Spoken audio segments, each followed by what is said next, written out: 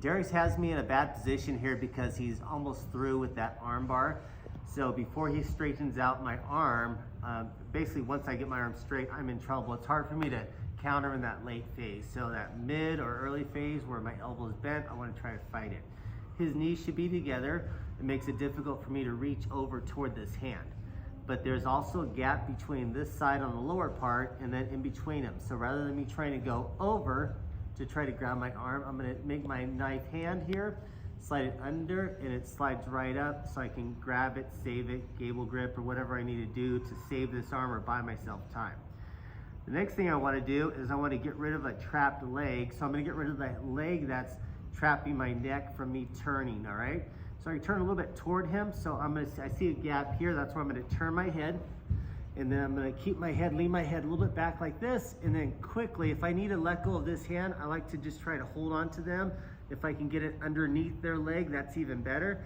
So I can pull that leg apart. Then I'll re-grip it here. The next thing I need to do to really save this from him stretching it out again is get this elbow to get to the floor or against his groin area. So I need to create space. And another reason why I want to create space is because I want this outside leg to go around his head, and I have difficulty doing that from where I'm at right now. So I turn and I drop this elbow down. So now if he pulls, he's putting pressure in his groin, and I got my elbow saved and I bought myself some time. Next thing I do, I have enough space now with that creation to put this around his head and push him back. This hand here that's crossed, you notice that his elbow's almost already touching his opposite leg here.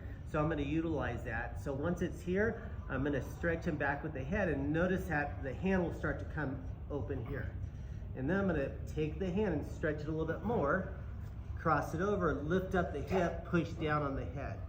So I take in his opposite arm here, the elbow is going against him, and I'm tapping his own arm out that was grabbing mine.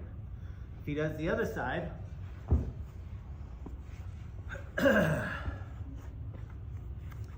again, you got to be careful because this happens pretty quickly. You don't have a whole lot of time to work. Try to keep that elbow bent.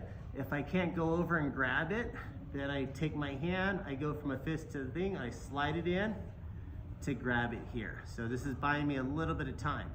I want to get rid of this leg that's around my head, gives me more opportunity to create space. So I turn toward him, put pressure on the head, push it away. Go back to here. Then I want to try to get this elbow to go to the floor, and I want to be able to get space so this leg can go around his head, which you cannot do right now.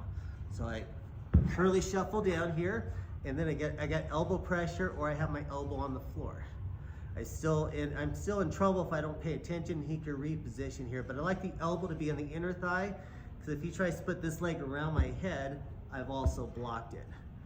If you're in a street fight and you can kick him, by all means. If not, we go around and I'm pushing him back. Now I'm gonna focus on the hand that's touching his thigh here, and as I stretch it out, he'll probably regrip, or I might have to pull it out of the way and stretch it here.